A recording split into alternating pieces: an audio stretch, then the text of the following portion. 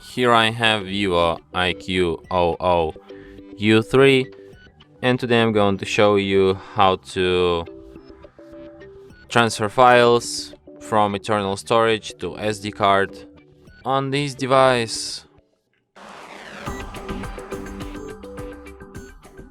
So to do this, firstly you have to open a file manager.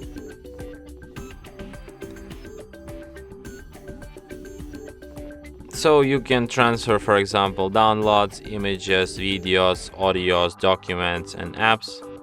So let's transfer some image, for example.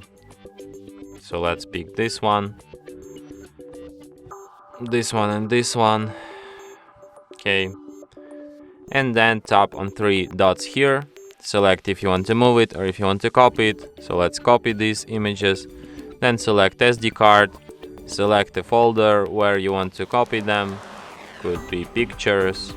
And tap copy here.